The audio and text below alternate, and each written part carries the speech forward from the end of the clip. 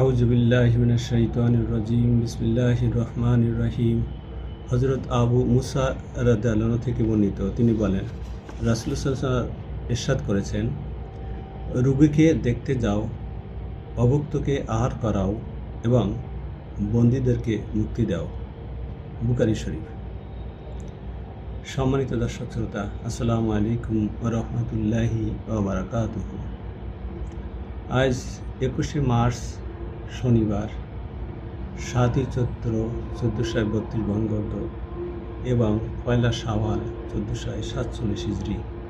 আমরা দীর্ঘ 1 মাস সিয়াম সাধনার পর আজ শাওয়াল মাসে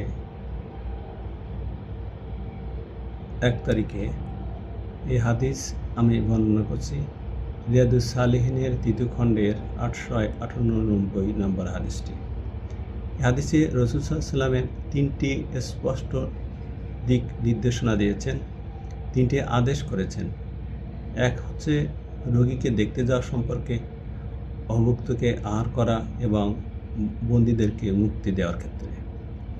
এখানে রোগীকে দেখতে যাওয়া, অভুক্তকে আহার করা, এটা ব্যক্তি করতেই পারে, কিন্তু বন্দীদের মুক্তি দেওয়ার ক্ষেত্রে অনেক সময় এটা ব্যক্তির সিদ্ধান্তের উপর নির্ভর করে না।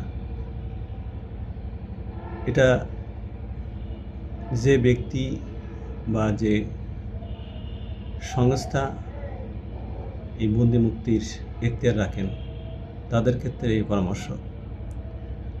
আল্লাহ পাক আমরা যারা ব্যক্তি আছি তাদেরকে রোগী দেখতে যাওয়ার এবং অভুক্তকে আহার করানোর তৌফিক দান করুন এবং সাথে সাথে বন্দি মুক্তির ক্ষেত্রে সহযোগিতা করার তৌফিক দান করুন।